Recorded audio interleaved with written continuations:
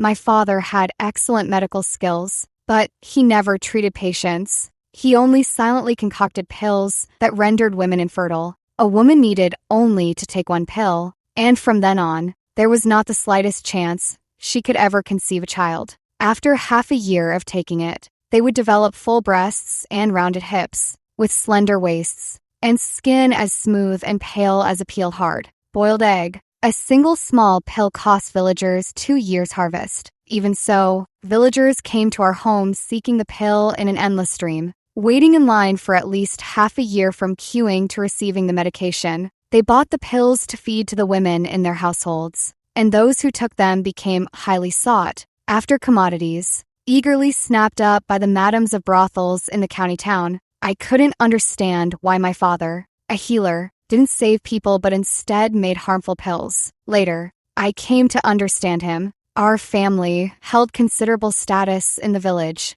mainly because of my father. He had excellent medical skills. If I had a headache or fever, he would prepare a remedy, and by the next day, I was guaranteed to be lively and energetic again. I had no mother. When I was 5 years old, the village head came to our house once, and then my mother left me behind and walked away. From then on, father and I relied on each other in the village. Father had excellent medical skills, yet he never practiced medicine. Instead, he sold medicine, and only one kind. This pill could render a woman sterile. Just one dose would ensure she could never conceive a child again. Not only that, but women who took it would develop fuller breasts and hips, a slender waist, and skin as smooth and fair as a peeled hard boiled egg. You might wonder, who would ever buy such a pill? Of course, there were buyers, many of them, all villagers from our area. A single small pill cost a villager 2 years' harvest. Even so, villagers came to our home seeking the pill in an endless stream,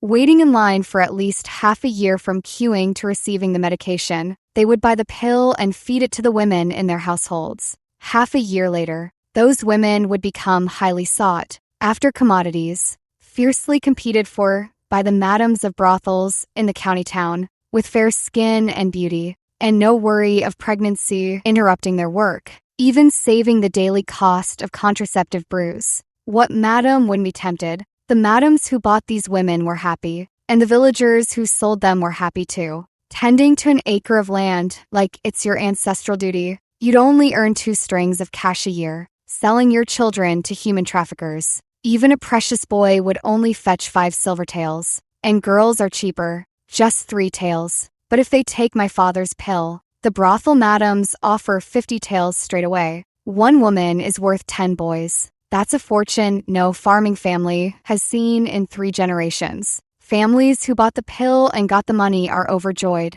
arranging marriages for their sons and grandsons and building new houses. Those who haven't managed to buy the pill are desperately saving up to get one. Everyone is happy, even the women who are sold. The madams treat them like cash cows, so they're well taken care of. Life in the brothel is far better than in the village. Even my good friend Annie told me happily, "Jade, today I heard my parents discussing buying your father's pill. Soon I'll be living the good life in the brothel." Annie's face was alight with excitement, her bright eyes unable to conceal her anticipation and joy. I bit my lip and told her, "But the brothel is not a good place. The books say that a woman there has a pair of jade arms as a pillow for 1,000 men, a dot of red lips tasted by 10,000 men."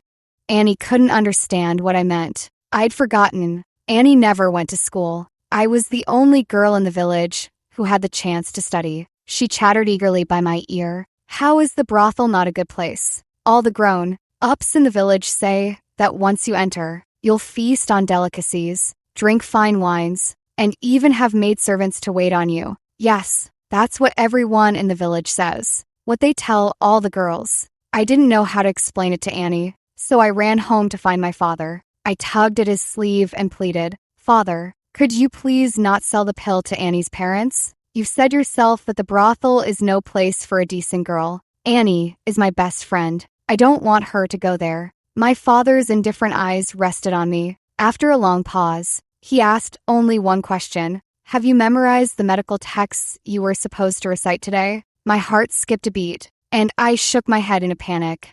Father refused to practice medicine himself. Yet, he forced me to study it. I had to recite a passage from the medical canon every single day. If I failed to memorize it, I looked up to see Father already holding the ferrule. Reluctantly, I stretched out my hands, and 20 harsh strikes landed on my palms, as if he meant to shatter the very bones. Even after the beating, I still had to hold the medical canon and recite the day's required passage. I couldn't understand it. Father always said studying medicine could save lives, but with skills as fine as his, why didn't he use them to heal people instead of making these harmful pills? My thoughts drifted to Annie, and my recitation from the medical canon turned into a jumbled mess. Father looked at me and let out a soft sigh. He said, "Jade, I know you have a kind heart, but good intentions don't always lead to good outcomes." I stared at Father, puzzled, as he shook his head and sighed. "Never mind. Let this be a lesson for you." The next day, Annie's parents came to our door begging for medicine, and Father sighed with visible unease.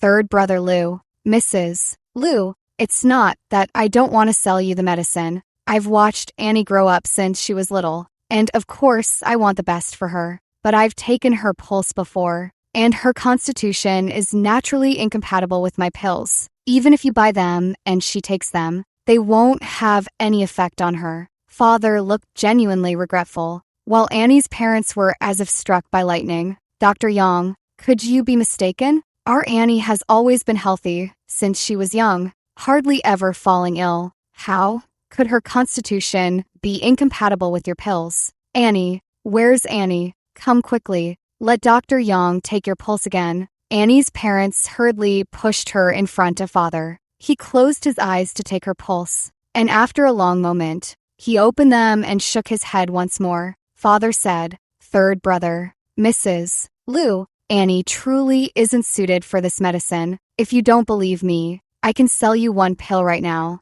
and you can see for yourselves in 6 months whether it has any effect." Third brother, Mrs. Lou, this one pill isn't cheap. Would you like to take the gamble? Seeing my father speak with such heartfelt sincerity, Annie's parents' faces turned as dark as the bottom of a pot. After they left with Annie, Father turned his gaze to me and asked in a chilly tone, "Jade, are you satisfied now?" I happily ran over, hugged Father's arm, and cooed, "Thank you, Father. You're the best person in the world." But Father remained silent. After the time it took to drink a cup of tea, he said, "Go play with Annie. You don't need to recite the medical canon today." I was overjoyed. The medical canon lessons were never skipped, not even on New Year's Eve. I still had to do my homework. Today, Father had actually shown mercy and exempted me from my studies. I cheered, shouting "Long live Father," and happily ran out of the house,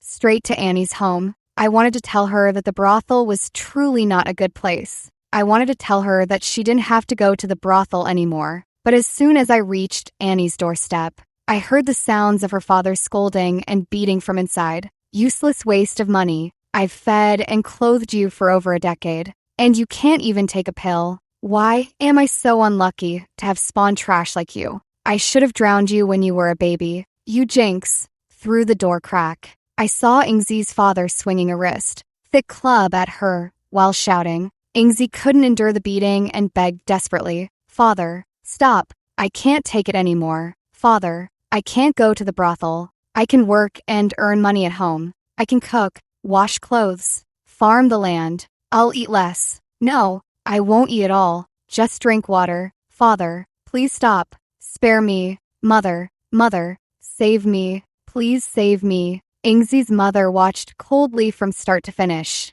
not uttering a word. But Ingzi's father shifted his attention to her mother, raising the club toward her. "Worthless woman, how useless you are. Look at the fine daughter you bore. Utterly worthless. Why is my luck so cursed?"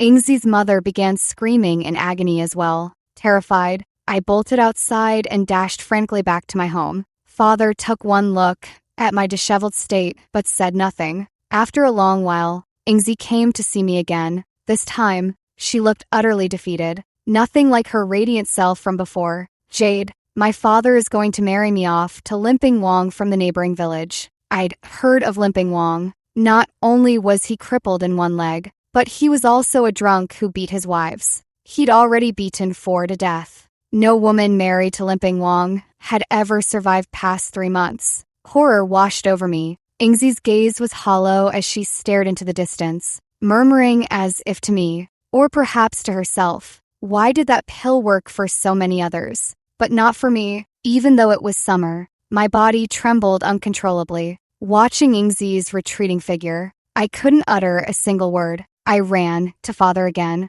begging him to sell the pill to Ingzi. He coldly refused my plea, and no amount of crying or begging made any difference. Later, Ingzi married Limping Wang. Within just 2 months, Ingzi hanged herself. They say she couldn't bear Limping Wang's beatings anymore and sought her own way out. I was terrified, haunted by nightmares of Ingzi's pale face and bruised body, blood trickling from her lips. She chased after me, asking, "Jade, why didn't you let your father sell me the medicine? The brothel was such a fine place." I almost made it there. I woke up screaming from the dream, opening my eyes to meet father's concerned gaze. Seeing me awake, father handed me a bowl of calming soup, the concern in his eyes vanishing completely. I asked him, "Father, did I do wrong?" He didn't answer, but the next day he took me to Ingzi's home. Father pointed to the newly added pigsty and henhouse in Ingzi's yard, along with the newly built house, and said to me,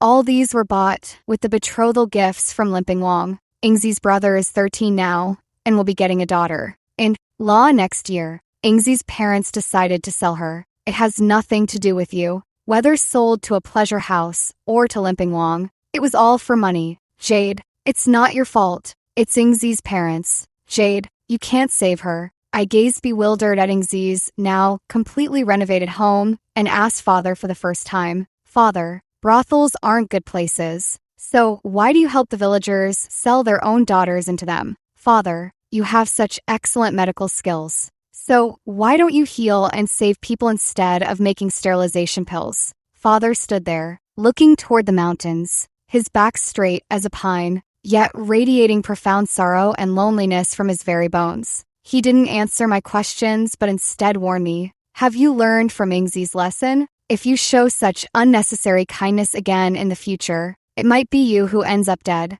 Jade, there are many people in this world you cannot save. The moment you extend a hand to help them, they may die because of you, or even cause your death." I tried to digest father's words, but he had already turned and left. He said, "Remember to make up for that day's schoolwork when you get home." I recalled the day father rejected Ingzi's parents. The moment I rushed out from home, I truly believed I had saved Ingzi from her fate. Looking back now, it seems so ridiculous. Seasons turned. Autumn harvests were stored for winter. 6 years passed. I had long memorized the medical canon and could prepare herbs on my own. Father meticulously taught me how to handle each herb, yet forbade me from participating in making the infertility pills. Father said, "My dear Jade, your medical skills are meant for saving lives. Do not touch these filthy things." I still didn't understand. If they're filthy, why does father make them?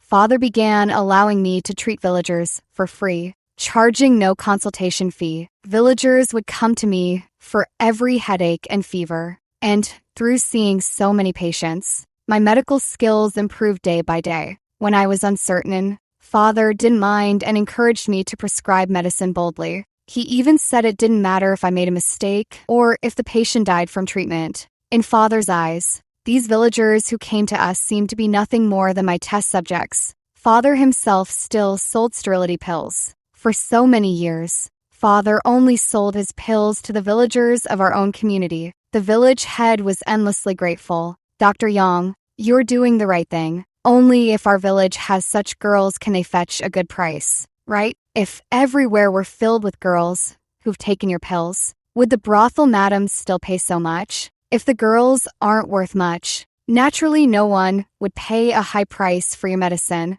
Don't you think that makes sense?" Father nodded with a smile, agreeing with the village head's words. By selling their daughters, some even their own wives, the villagers began to live more and more prosperously. Most of the fields had long gone fallow, with hardly anyone willing to farm anymore. At first, because life was good, girls from nearby villages were all eager to marry into our village. But gradually, rumors began to spread, and our reputation became truly unsavory. Slowly, fewer and fewer families were willing to betroth their daughters to men from our village. Some families started buying daughters-in-law from distant places for their sons and grandsons. Those who had sold many daughters and grown wealthy would simply choose to move their entire families away from the village to live elsewhere. After all, who would want to bear such a stigma? Every time father heard news of someone moving away, he would sincerely advise them, "Once you move, you'll start a new life. Don't tell anyone where you've gone. All you have here are poor relatives. If they find out where you live, they'll come looking for handouts later, even if they don't come begging. If word gets out that you bought your good life by selling your daughters, you'll be laughed at by the neighbors, and your sons and grandsons might still end up without wives." The other party always listened earnestly to father's instructions, never forgetting to flatter him. Dr. Yang came from the city. He's different from us country folk, always speaking with such wisdom. The day before a family was set to move away, father would always bring a jug of wine to see them off. He would even help them with the move. None of the families who moved away ever returned, and no one knew where they had actually gone. Each time father went to bid farewell to a departing family, he wouldn't return for several days, sometimes 1 or 2 days, sometimes 3 or 4. He always came back in the dead of night, and he carried a faint scent of blood with him. I had some uneasy suspicions but didn't dare ask directly. I felt father was becoming more and more frightening. As if he hid a side of himself I was afraid to know. When father returned from seeing off the Zhaos, it was again the dead of night. This time, the smell of blood on him was impossible to conceal, and it startled me. Father was injured. A large chunk of flesh had been torn from his arm, and it didn't look like the work of a wild animal. I skillfully treated the wound, carefully bandaged it, and fixed my gaze on my weary father. I finally asked the question, "Father, what exactly have you done? Where have all the people who moved away from the village really gone?" My tone wasn't very good, and it even carried a slight tremble. I was afraid of hearing the answer I didn't want to hear from my father's lips. But father looked at my features and said, "Jade, you're looking more and more like your mother." He looked at the arm I had bandaged for him and offered rare praise. "Jade's medical skills are improving too. You could make a living as a physician if you went out into the world, couldn't you?" Not understanding his meaning, I looked at father and asked again, "Father, what exactly have you done?"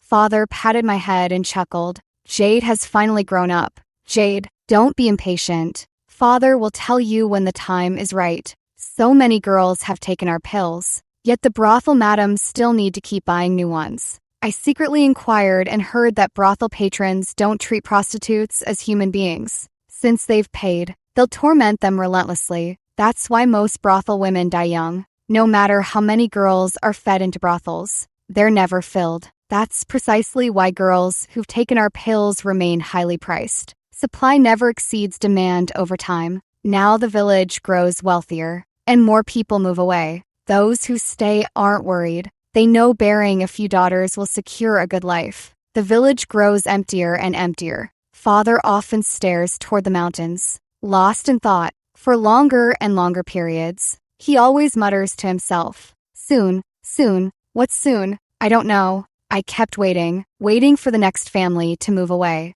I secretly planned to follow father when someone moved out, to see what he actually did. I waited 2 months before finally hearing that Zhuang's family was going to move. Zhuang and I grew up together since childhood, and he had confessed his feelings for me many times. But his family had also bought pills for my family. I remember 4 purchases. Zhuang's 2 elder sisters and 2 aunts were all fed the pills by his father and grandfather and sold to the brothel. Now, Zhuang had reached the age to marry. His mother once sounded out my father's intentions, but he firmly refused, claiming he had already arranged a match for me in the city. The other party was in mourning, and once the period ended, they would come to fetch me. Because of this, Zhuang was dejected for a long time, though he still liked to linger around me. His family introduced him to many girls, but he stubbornly refused everyone. He even declared he would only marry someone like me, educated and literate.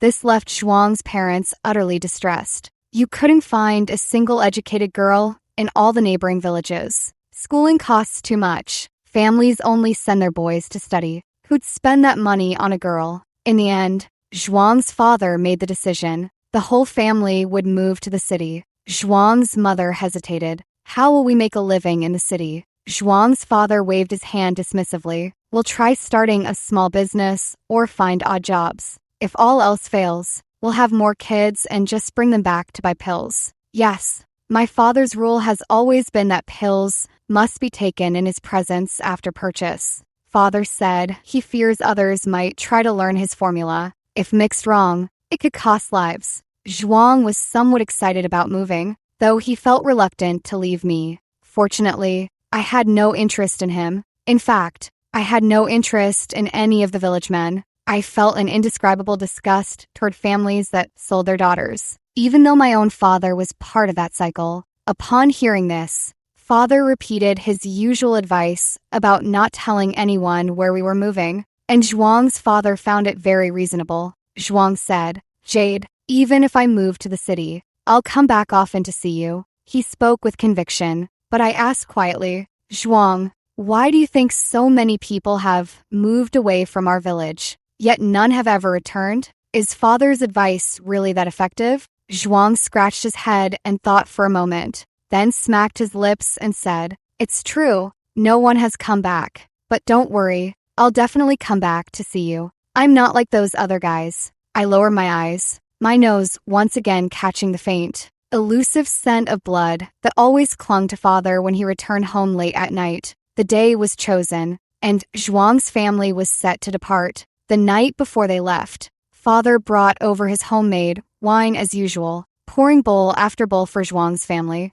Zhuang's father grasped my father's hand and repeated over and over, "Dr. Yang, my savings should be enough to buy a two-courtyard mansion, right? Dr. Yang, I never even dreamed of such a good life before. Dr. Yang, you must have been sent by the gods to save us. If it weren't for you, we might not have survived that plague years ago, let alone you developing such miraculous pills and leading our whole village to prosperity. Dr. Yang, you're practically my second parent." Zhuang's father spoke with heartfelt sincerity, but my father's face remained expressionless. I hear these words dozens of times every year, let alone Father. His ears must be calloused from them by now. The next day, Zhuang's family set off, and Father saw them off as usual. No one noticed I was secretly following behind. I trailed Zhuang's family out of the village and followed them onto the main road. As we walked, Father whispered a few words to Zhuang's father,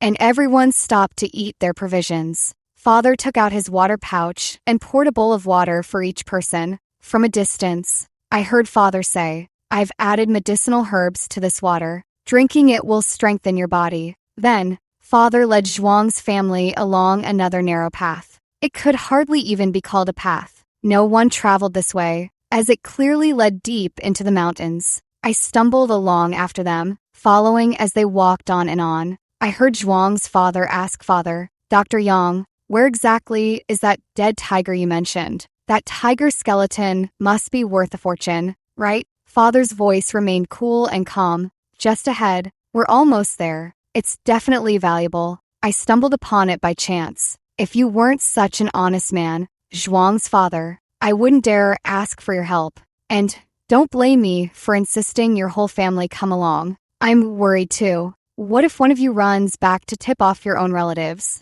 Then I'd be left with nothing. You understand, right?" Zhuang's father laughed heartily. "How could I? I'd never stoop to such shameless acts for money." After they grew tired from walking, Father glanced around, then pulled out a few meat pies and handed them over. "You must be tired from walking. Have something to eat." Zhuang's family didn't stand on ceremony, taking the meat pies and devouring them heartily. Zhuang's father kept praising, "Dr. Yang, you've come prepared with everything." Father smiled, and as he smiled, Zhuang's family gradually collapsed one after another. I covered my mouth in shock, watching from afar, my heart pounding wildly. My worst fear had come true. My suspicions were right. I refused to give up hope, but dared not make a sound, hiding in the distance to watch Father's next move. First, he tied each of them up tightly.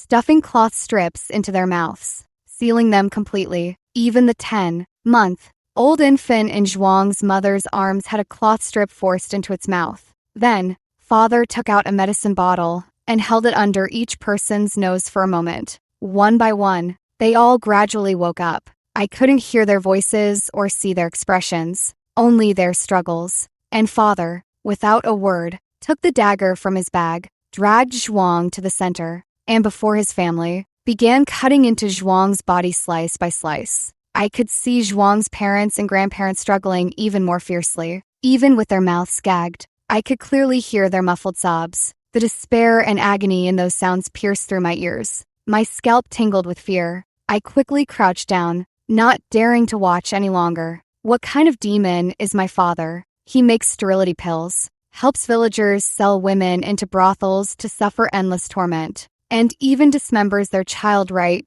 before the parents' eyes. Trembling all over, I didn't dare make a sound, too terrified to even faint. I could only crouch behind the tree trunk, shaking, hoping my father wouldn't discover me. Panic-stricken, heart pounding, shivering uncontrollably. I had no idea what to do. I covered my ears, but nothing could block those harrowing, agonized whimpers from drilling into my mind. Those faint sounds now seemed deafeningly loud, suppressing my fear. I peeked out and saw father had already finished off Zhuang, then plunged his knife into Zhuang's brother's heart, swiftly executing Zhuang's entire family one by one. After completing this, father stood still and asked, as if to no one in particular, "How does it feel to watch your own children, your beloved ones, endure torment and die before your very eyes? How does it feel, this feeling? You finally experienced it now, haven't you?" Something in my mind felt like it was about to explode.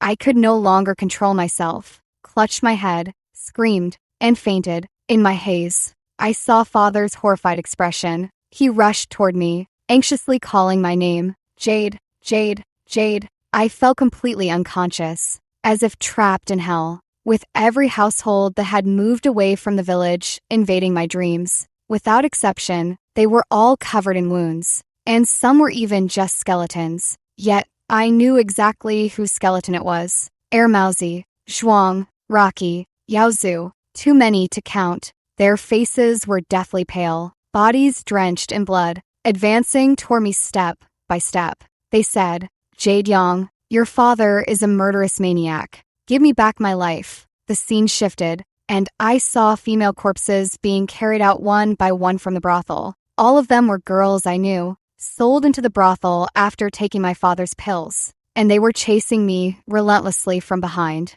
Their voices were full of resentment, demanding I pay with my life. And there was Annie, the Annie beaten to death by Limping Wang, just staring at me, bloody tears streaming from her eyes. She asked me, "Jade, weren't we best friends? Jade, why did you have to kill me?"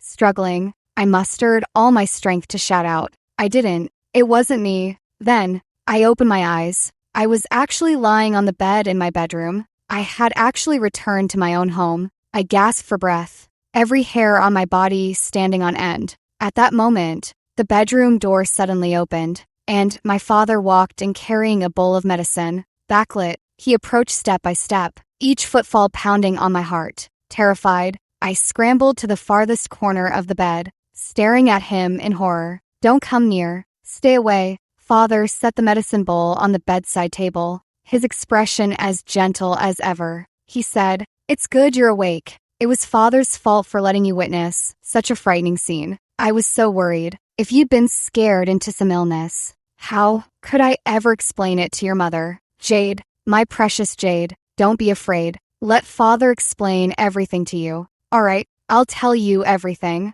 All right? Father is a disciple of a divine healer, and mother is an official's daughter who fell from grace. Father fell in love with mother at first sight, bribed the jailer, and saved her with a fake death potion. From then on, they began wandering the world together. They were deeply devoted to each other. And a year later, I was born. When I was 3 years old, they passed through our village and discovered a plague was raging here. The county magistrate ordered the village sealed off, and even had firewood and oil brought to burn the villagers alive inside. Father, with a healer's compassion, stepped forward without hesitation and saved most of the villagers. The villagers were endlessly grateful to Father, but the county magistrate who had ordered the quarantine held a grudge against him. The villagers were warm and welcoming, and Father, fearing the plague might return, decided to settle in the village. The village, with its clear waters and green mountains, was much loved by both my parents.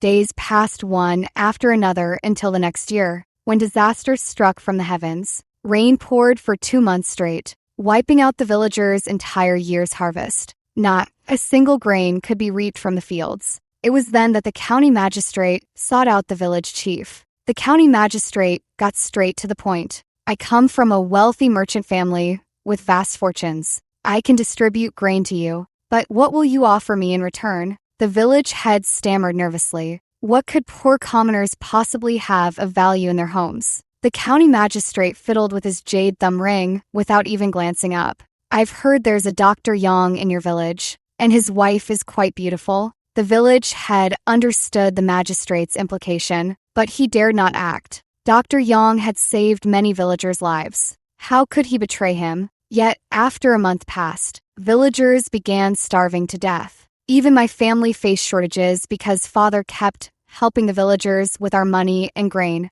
Father had no choice but to hunt in the mountains, hoping to find some food. The village head's grandson was nearing starvation. Gazing at the boy, he finally made his decision. He gathered all the villagers, except my parents. They deliberated in the house all afternoon. Finally, the village head said, Dr. Yang is our savior, but everyone is struggling to survive. We have no choice. Since Dr. Yang saved us once, surely he'd be willing to save us again. If his wife just sleeps with the county magistrate, our whole village can survive. Surely she'd agree, right? No one in the village objected. Someone even said, what if Madame Yang is too proud and takes her own life? The village chief thought for a long time before finally declaring, if that happens, whichever young woman or daughter-in-law Dr. Yang fancies, no one can refuse. Whoever he chooses must become his wife. Just like that,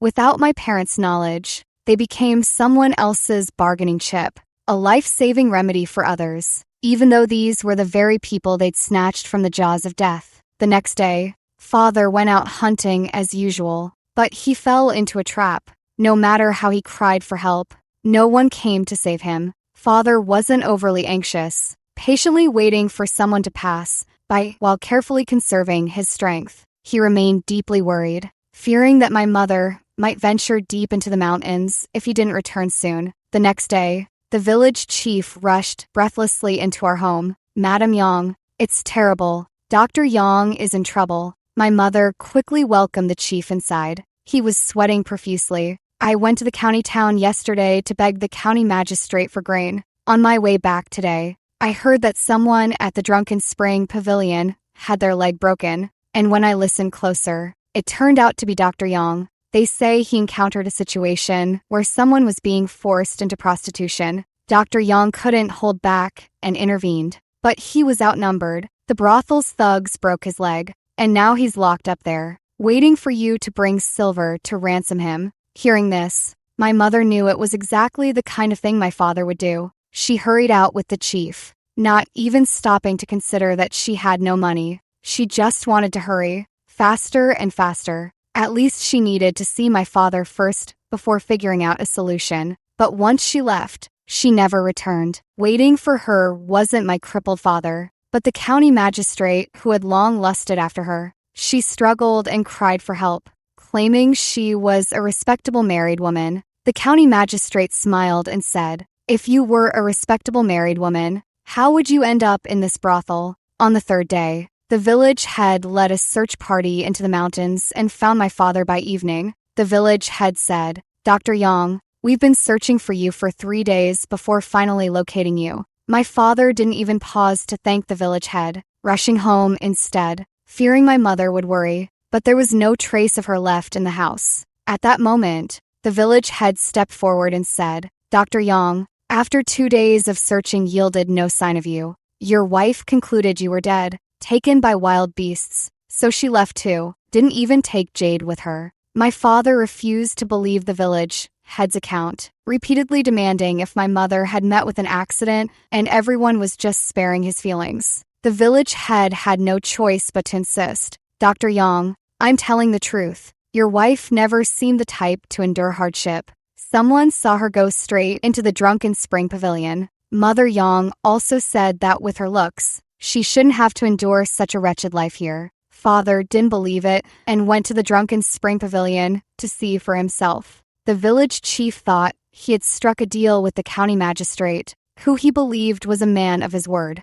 Unexpectedly, the county magistrate was waiting for Father at the drunken spring pavilion and recounted every detail of his arrangement with the village chief. The county magistrate even mocked. Dr. Yang, I told you that these troublesome folks aren't worth saving. Look how they repay your kindness. In the room, my mother's body hung from the beam, swaying back and forth. Father returned to the village a few days later and brought me home from the neighbor's house. He never spoke a word about my mother. The villagers thought they had gotten away with it. They cursed my mother's shamelessness in front of Father, and even the children followed suit. My father, seeing a villager about to sell his daughter, inexplicably bought the girl. She was one of the children who had joined the adults in cursing my mother. Father fed her a pill, and half a year later, the girl developed full breasts, rounded hips, a slender willow-like waist, and skin as smooth and fair as a peeled hard boiled egg. Moreover, she couldn't get pregnant, so the madam of the drunken spring pavilion bought her at a high price. 50 taels of silver made the entire village green with envy. After all, Father had only spent half a string of cash when he bought her. Only after repeated questioning from the villagers did Father reveal that he possessed a secret medicine. From then on, Father stopped practicing medicine and instead began selling sterility pills. Some villagers grew rich by selling women, so Father lured them to move to the county town, then ambushed them along the way, ensuring they died just one day before their good life could begin. He would also slowly execute their most precious sons and grandsons right before their eyes, forcing them to watch helplessly. Only after they had personally experienced this pain and despair would he slaughter everyone clean. Even the county magistrate met his end in this manner, dying on his way to a promotion, and the girls sold into the brothels. Drugged as they were, none lived past 3 years. This was Father's revenge. Daughters turned prostitutes. Families wiped out. After hearing the whole story, I no longer knew whether to feel joy or sorrow. I suddenly thought of Annie, and remembered Father telling me, Jade, don't show kindness. It will be your ruin. Father looked at me with guilt in his eyes. I always thought poisoning the well to kill them was too merciful. They deserved to die, with their eyes wide open in regret. But I never meant to frighten you, considering the risks. I've already poisoned every last person in the village. My original plan was to let you go live elsewhere once you'd master healing. Even as a wandering doctor, you could support yourself, right? My dear Jade, please don't be afraid of me. All right, I followed Father outside, where a long table laden with lavish dishes stood in our courtyard. Every household that hadn't moved away was gathered there. Their faces were deathly pale, with blood trickling from all 7 orifices, clearly victims of a potent poison.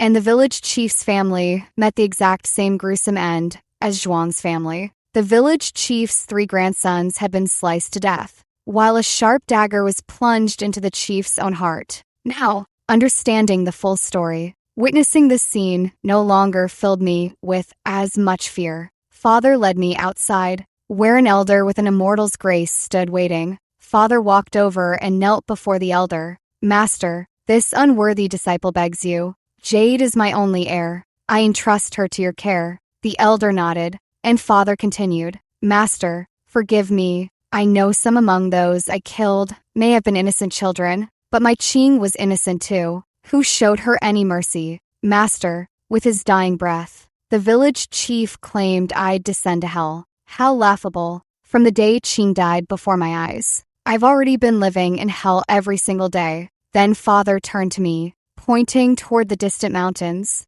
and said, Jade, your mother is buried there. To avoid raising suspicion, I haven't visited her grave even once since I laid her to rest. I was staring blankly at the distant mountains when suddenly, father inserted a silver needle into the back of my neck. Instantly, I lost consciousness. My name is Jade Young, and I live with my Grandmaster. I have no memories of my past. Grandmaster says it's because I suffered a severe illness. Grandmaster says my father was his most brilliant disciple, deeply devoted to my mother. After she died from a serious illness, my father followed her in death. No matter how hard I try, I can't recall what they looked like. Oh well, no use dwelling on it. I have daily studies, memorizing thick volumes of the medical canon. The content always feels strangely familiar, as if I've learned it before. So I memorize quickly, and my skill in identifying herbs advances rapidly.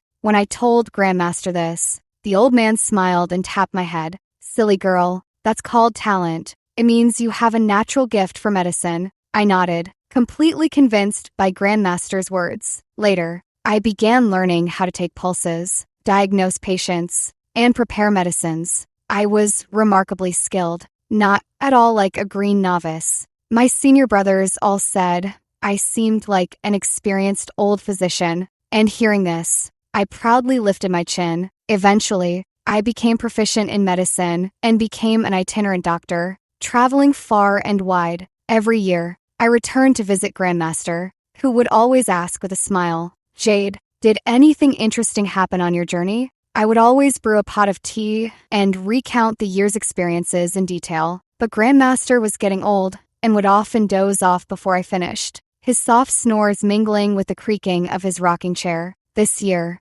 Grandmaster asked me again, "Jade, did anything interesting happen on your journey?" After a moment's thought, I told Grandmaster a story. I passed by a deserted village this time, where all the inhabitants had perished, and the village itself was burned to ashes. The neighboring villagers said that the people of this village were destined to die in a great fire. I asked why, and they told me that there had once been a plague in the village. The county magistrate wanted to burn it down, but a miraculous doctor intervened, snatching back the lives of most villagers from the jaws of death. Yet, many years later, a wildfire somehow broke out and still claimed the entire village. Even the miraculous doctor from back then perished in that blaze. The villagers all said that the doctor had defied the mandate of heaven, showing misplaced kindness and saving those who shouldn't have been saved. So when fate struck again, it took him along too. I glanced up at the Grandmaster, surprised that he hadn't dozed off this time.